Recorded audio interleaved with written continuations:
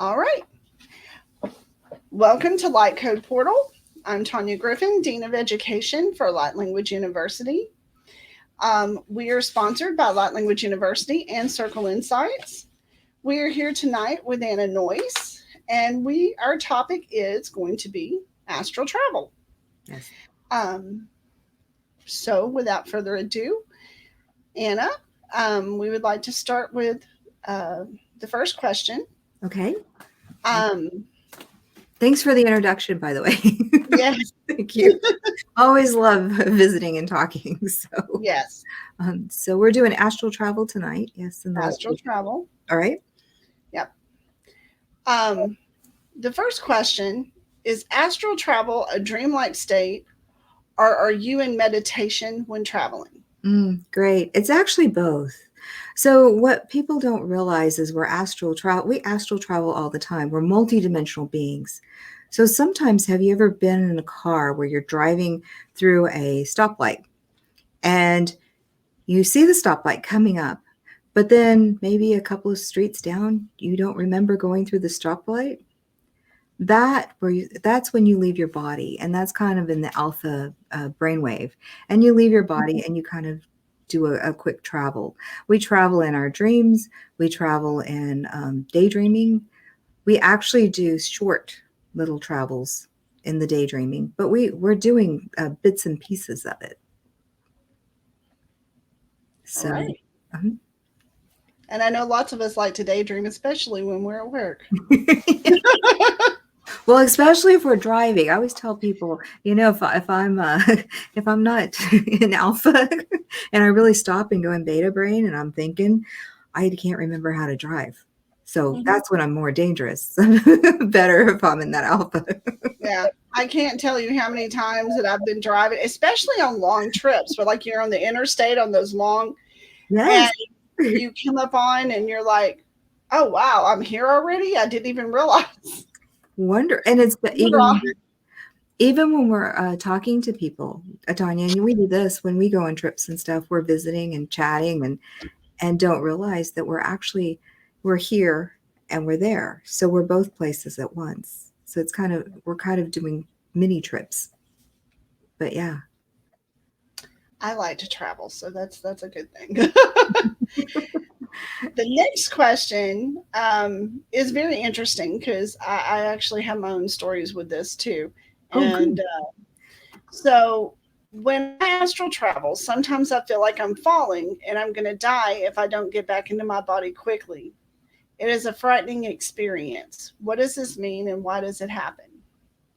And you know the answer to that, because yeah, it is frightening when you're conscious of it. But there's many ways that we can approach that too, as we start to realize that you're not going to die. This is just part of that feeling of dropping and stepping in. When I do astral traveling, and I can do it when I can drop into theta very quickly and then leave my body, I don't have any of the sound. A lot of people have sound and roaring or that drop, but just before they leave. So yeah, it's something you can work through. I know for myself, I've had the personal experience, and I know I've talked to other people who also have this experience. Is that dream of falling where you feel like you're falling and it's so sudden? And I tell them usually that's because something startled you and you get back in your body so quick that that's what it feels like. It feels like, you're falling. Mm-hmm. Yeah. Usually you don't hit the ground, but Nope. And that's the whole point. You have to get past that and just know that you're going to fall right into it. So there's a good practice. And then we kind of teach this in 102, and you've taken the 102, where we actually stand, we see ourselves, we go into that theta, but we go with the impression that we're going to stand with our backs and we're going to fall backwards. And so we put our hands like that and fall backwards into wherever we want to project. So that's another technique. And it kind of, I don't know, you did that. Did you feel like you were falling, or did that scare you, or? Actually, I kind of felt on those particular jumps, I actually felt like if you've ever been on a water slide at a water park, that's what I felt like. Yes. Because you're going very quickly. Yeah, and I know that some other people in our workshops, it kind of scared them, so they went forward. One of them said she didn't fall backwards; she went forward into the to the jump. Yeah, mine was I was ready for it. That's So, good. I remember the first time that I ever astral traveled consciously, Mm-hmm. and I think I was probably 11, and I was laying in bed, and I always went to bed with the radio, Ah, yes. and wasn't really paying attention, was just kind of almost to that dreamlight state. And then I could see myself from the ceiling. I could see myself laying on the bed, the radio, the whole bit. And it scared me so bad because I didn't know what astral traveling was, Yeah, that I went boom, right back in my body just like that. which is totally different than lucid dreaming, because that way you're conscious. And lucid dreaming, you're conscious, but it's a different astral plane, I think. But yeah, I had the same experience. My father had a Indian teepee one summer, and so I was taking a nap, and the next thing I know, I'm out of my body, walking around the teepee, going around, looking at different things, going, wow, and then turning around and going, oh, there's my body, and then boom, right back in the body. So, uh, All right. Next question I have. I have heard of the silver cord that is attached to your physical body and your higher self when you're astral traveling. What is the purpose of this cord? What is the purpose for, and how does it protect us? so as you know, and we've talked about this, the silver cord is to keep you attached to your body. Without that silver cord, you will be gone. You do your transition into uh, the death part. But yes, that silver cord is very important. I don't know that it protects you. Now, what's interesting is when people are astral traveling on purpose, um, they do feel like they need a bunch of protection. And so they do all this stuff to protect them. But when you're constantly astral traveling, when you're not even thinking about it, and you're not putting all this protection when you're driving, or you're going to when you're shifting, from the dream state and then going out of your body and stepping out, you're not putting a bunch of protection because it's happening so quickly. So, I think it's really about raising the frequency, putting that mindset when you're talking about stepping into the power, which is what we teach at the university, Mhm. um, to really step into that, open that space, and then step forward. Because if you're in those different, and we were doing a shamanic workshop a couple of weekends ago, and the best part, we went into some different, the middle world, which is supposed to be the most dangerous, and we were going into these different realms on these other planes. We never protected. We always stepped in when we projected into those different realms. So yeah. What was your take, Tanya? I tend to think, yes, no, I didn't protect. I tend to think that your spirit knows where it's supposed to be going, or how to do these things. So once you get to that theta state, Hmm. that you start to do the travel, I think that your spirit automatically knows where it needs to go. True. And then I do want to bring up, because some people do go to some scary realms. I mean, there's some scary dreams out there. And then people do bring, visitors back, even when they're, but it's really about, if you're going to do it consciously, it's really about raising your frequency. Because though, as you raise your frequency, you're going to match those different astral planes that you want to explore. So there's so many amazing places to go. So yeah. The next question, actually, there's two, and one, it actually just talks about what you just spoke about. Does astral travel require me to be in a higher frequency? It doesn't, but it's better if you do, because you want to go down. And You want to actually, go to the good realms. I'm going to change this a little bit and kind of go off a little rabbit trail. But, death is the same way. When we leave our bodies, that's one of the reasons why a lot of people want to confess their sins, or want to, do all the other rituals that we do to release that. But it's really about frequency. It's always about frequency. So I think somebody told me a story about that Gandhi, before he left his body, he was laughing, so that immediately will put you in a higher realm. Hmm. Yeah, So I would think good thoughts if you're going to go yeah, move definitely. into that frequency, or just know where you're going. Tanya, Yeah. I do have a story. Years ago, and this is in my book, A Journey into the Sacred Heart. A friend of mine, she passed away, and I was looking for her, and for some reason, it just felt like she hadn't moved on. I just couldn't find her, and I kept searching for her and asking her to come through.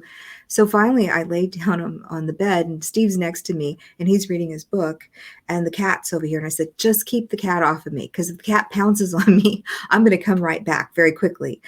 And so I just laid down, and I just held her energy of what I remember, because we all have frequencies, and I know what my Mhm. friends feel like, and my children and my husband. And so I just thought of my friend, and immediately I found her on the other realm, and she was stuck. She was in between and very confused. So this is a shamanic thing. We did a psycho pump. I was able to help her, and that's what that's about, is help her move into the other realm. But she was very confused and then come straight back to my body. And I was talking to a teacher later on, and she was like, well, didn't you protect? And I was like, no, I never thought about protection. All I wanted to do is I needed to find my friend. I felt like she needed my help. So I think that's kind of what a good example of how we do this. It's really about matching energy, and we know that's the number one rule in the universe, is like attracts like, so we Mhm. match. And like we teach at the university, you need to step in. Once you step into your power, you don't need any extra protection for anything. You Exactly. are your protection. Mhm. All right. Yeah. So speaking on what we just talked about, this also goes along with that. Can I astral travel without intending to, or does it require intention?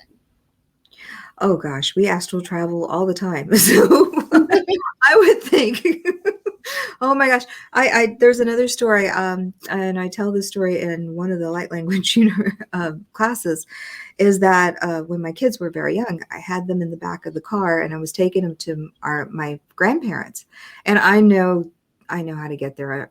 Been there 1,000 times, and one day I got lost.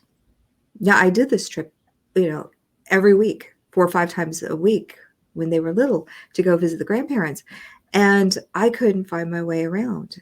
And finally I got home and I thought, "Well, that's weird." So we checked my sugar, we went through all the physical, because something's gotta be wrong, right, physically? Mhm. So, actually, this happened about 3 times. It was the third time that I actually said, "Okay, this is ridiculous. I know how to get to my grandparents' house. Been there since I was a little girl. I know how to do this just across town." And so I consciously made myself be aware. And as I started driving and I got to a certain point, I caught myself going out of my body to Hawaii. So Oh, wow. yeah, I was in Hawaii and I was able to bring myself back into my body, but somewhere that's why I was kind of wandering around the streets. So I had to bring my energy back in, and I said, "Okay, that's it. We got to ground this ground this in." And so I stopped it right there, because the kids were in the back of the car. I'm not, I don't need to be going to Hawaii. But for some reason I was astral traveling to Hawaii and then getting confused. Hmm. So yeah, we do it all the time. We just don't, and there was no intention. It just happened. So we do it a lot, even unintentionally. Yeah, Well, obviously, you needed a vacation. I guess so. We need to go to Hawaii. So, Yeah. Um, if we can astral travel to any time in time and space, can I visit a past trauma experience and influence the vibrations of myself and have it affect me now? yes, we do this in Light Language 102. And I'll let you speak on that one, because yes, we do that Yes. quite a bit. And Yes, we can. I went, and you do experience the trauma, you feel the emotions, and you feel it in this 3D body right and then. And so, and the good thing about it is once you do that, you can actually heal that. true. And We also do where we can turn it, we can be the observer. If it's something that's way too much, then of course we can step in and be the observer and astral travel back and watch it from that perspective. We teach that in our Mhm. shamanic workshops. We teach it in Light Language 102, big time. So, yeah, Yep. that was a good question. I like that one. Yeah. All right. Oh, Tanya, don't forget, Yes. we do past, present, future, and parallel. So Yes. it's not just past. I that goes into one of the questions that I had over here. Um, can I astral travel into the past and future, or is it only for viewing the present? So we just answered that one, yes. Yes, that Yes. was one of those. And why was it good to look at the future? Because there are things in the future that we may want to bring back into this and kind of experience or learn from that. And then parallel is always interesting. That's always something that that's happening. And that doesn't have to be a parallel life that's happening that's like me, multiple. It can be me in different types. I can be a cat or a penguin or, something else, right? Something fun. Yeah, Yeah. the ocean. um, on that note, what was it? Let's see. Oh, traveling to the future. That's what I was going to ask. Um, if you travel to the future, Mhm. can you affect the outcome much like we'll reference Back to the Future? Oh, I see. That's like that movie, Back to the Future. Yes. Right? How does that affect that? We'll go there because lots of people wonder about that paradox that if Yes, you go to the future, it if is. it affects something, will it mess you up here? Yeah, but it depends how you look because and that goes into what we teach in 102 about collapsing timelines. And we're constantly collapsing timelines. So there's endless possibilities. So, yeah, when we're working with that. But yeah, it could affect the future. If you brought something back, let's say you go in to learn something, you bring it back and you start teaching it, then you collapse the timeline. And I know most people would like to go forward just enough to get the lottery numbers, just to come back, to now. But it doesn't Oh, it work like doesn't that. work. It doesn't work like that. If it did, we'd all be in Hawaii. I know. I know. So, lotto tickets are great, but yeah. Oh, we just had a question come across on Facebook. Ooh, fun. Yes. How long should I spend on an astral travel visit? As long as you want to, or as long as it takes. Because there are times that you want to spend some time. Um, I remember a couple of nights ago, I was astral traveling, and I got into a space, and it was a parallel life, and I'm looking at a house. And what was interesting, Tanya, is that I was looking at the molding on the house. It had like hand carved lions into the molding, and I'm like looking around the house and realized, wait, let me look at this because this is pretty neat. And I'm looking right there at the molding, going, wow, appreciating everything and how vivid everything was. So, it just depends. And then I realized I wanted to come back, so I came back. But yeah, I think it just depends. How much fun you're having. Don't spend too long. You always want, You as need to. the guru said to his one of his students. He said, "Don't forget, you live in the physical world. You need to enjoy that too." So, Very true. Okay. One last question, just to wrap this up. Is it dangerous or risky, or can you die from astral traveling? no, no, yes, maybe. Is it dangerous? No. Is it risky? Could be, depending on your frequency. Because again, everything's about frequency. So if you're matching something that's dark, you're going to have that dark experience. If you're matching something higher, or you're matching something to learn. So you can astral travel into the Akashic records and start pulling things. Uh, Very interesting. you may decide to astral travel. What was it? Land of the Lost? You're Oh, old enough, right? Did you know yes, I'm old enough to know that one. and have I'll a leave you dinosaur there. eat you, come after you, or you could attract something if you're vibrating at a frequency that's sphere based. So it's really about how you play the game. You've got to remember everything matches. Okay, one more question from Facebook. Why Oh, do people want to astral travel? because you're multidimensional. So you are part spirit, you're part physical, and your brain, mind, body, and spirit. So that's a really good question. It's just who we are. 50% of us is that part that wants to go and be part of the spirit. And when you do pass, then you step into that full part of our spirit, and it becomes our reality. So the physical is so clunky. Sometimes I have to go upstairs or if I have to go downstairs and get a brownie, I have to walk down all the stairs and I know it'd be much nicer if you could just go, okay, brownie, and you're right there. right here, yes. I know. Well, and that's the other side. So yeah, it's a good topic. What are we talking about next time? Next time, which will be on May the, oh, I should have had this date out. Let's see, May the 5th, we will be discussing spirit guides. Oh, fun. That's going to be a good one. That will be good. So we want to make sure that everybody tunes in. This will be our new format for the time being. Just so you all know, this is live. We are recording this, and we will be podcasting this on our podcast. Um, a reminder: we do have a light language 102 workshop this weekend. I'm sorry, not this weekend. May 1st and 2nd. Mhm. I get my time confused.